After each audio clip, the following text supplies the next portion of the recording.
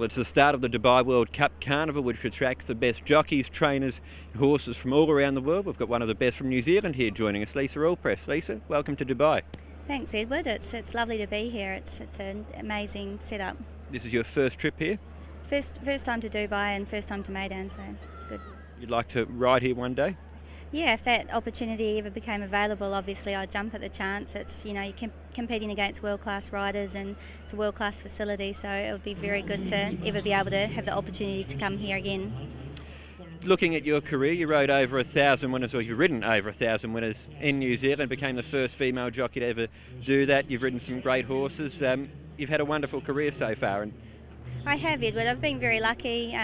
Well, obviously I've worked hard and become lucky, and you know, I've enjoyed every minute of it so far, and I'm still looking to continue that for a few more years and hopefully gain a little bit more international experience. That sort of achievement, first female to ride 1,000 winners in New Zealand, what does that mean to you, given that New Zealand's got so many good female jockeys from there, likes of Lisa Crop, the Myers, just to name a few?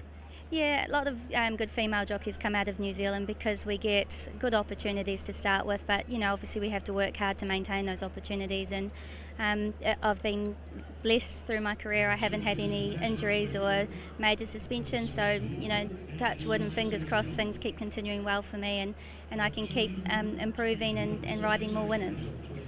Some of the highlights of your career, Ocean Park and the McPhee Challenge, one of your Group 1 victories, would that be one of the highlights? Oh, definitely riding Ocean Park. He's such a good horse, and obviously he's moving on to being a good stallion, and hopefully once his progeny start hitting the track, I'd love to have a few rides on them too. But he's a very nice horse, he had a great attitude, and he was a pleasure to ride, and you know, I was just very fortunate that I ran for the ride and got it, you know, and obviously kicked on from there, and a Group 1 winner came out of it. But he was, you know, unbeaten the next year and went 4 Group 1s in a row, so he was very impressive. What are your recollections of that day? Oh, well, it was a big lead up to the day, but I was pretty confident with the horse, and you know, be very happy to be on him. You've just finished up a 18-month stint in Singapore. You've ridden some really good horses over there and for some big name trainers as well. How was that to ride up against Joe Moreira, Corey Brown and those sort of riders from around the world on a regular basis?